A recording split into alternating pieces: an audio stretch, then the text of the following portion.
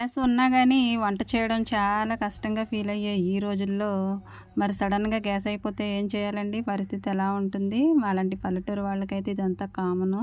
Gas ఉన్నా లేకపోయినా ఈ రోజుల్లో కూడా ఇలా పొయ్యి మీద వంట చేసుకునే వాళ్ళలో నేనొకదాన్ని. డైలీ రొటీన్‌లో గ్యాస్ మీదనే కాదు పొయ్యి మీద కూడా వంట చేయగలను. టీ తోటైతే స్టార్ట్ చేశానండి వంట. టీ పెట్టేసి అందరికీ ఇచ్చేసాను. ఇచ్చేసిన వెంటనే ఎసరు పెట్టేసాను. ఎసరులో వేసేసాను. అన్నం ఉడికిపోయిందండి. ఆ తర్వాత అయితే ఉప్మా చేస్తున్నాను. చల్ల చల్లగా ఉంది క్లైమేట్. ఇక వేడివేడిగా ఉప్మా ఎంత తినని వాళ్ళైనా సరే ఇష్టంగానే తినేస్తారు కదండీ! అందుకని నేను కూడా ఉప్మా చేశాను.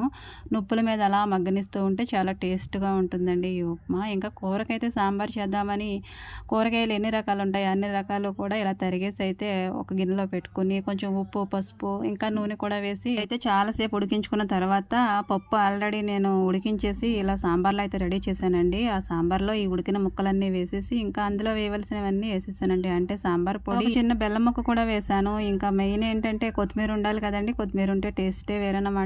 సాంబార్ అయితే తాలింపు పెట్టేసానండి. ఇంకా పాలు కూడా కాచాను. అవి తోడంటూ పెట్టాలి కదండీ! మరలా చల్లారిపోతే వేడి చేయడానికి గ్యాస్ లేదు కాబట్టి ఎట్ ఏ టైమ్ అయితే తోడు చుక్క కూడా వేసేసాను. Thank you for watching.